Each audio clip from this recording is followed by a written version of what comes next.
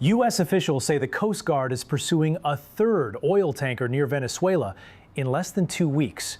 The U.S. claims this tanker is part of a sanctions evasion network, often called a dark or shadow fleet.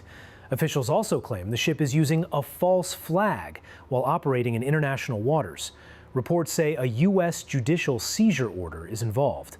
Here's the timeline so you understand why this is escalating. On December 10th, the U.S. announced a tanker seizure tied to Venezuelan oil movements.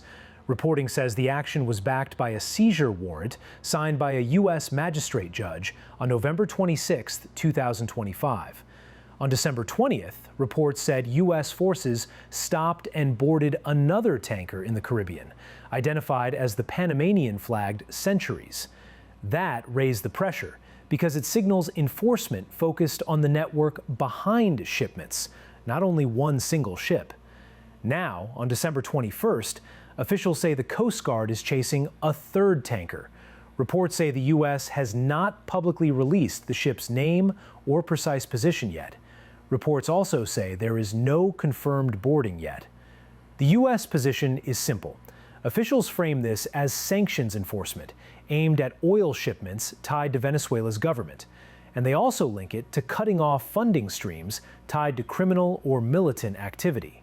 Venezuela's position is also clear. Officials there call these actions piracy and say they will push complaints through international channels, including the UN. What to expect next? First, identification. Watch for the third tanker's name, flag, owner, and operator. Second, boarding.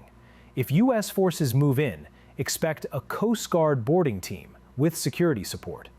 Third, paperwork.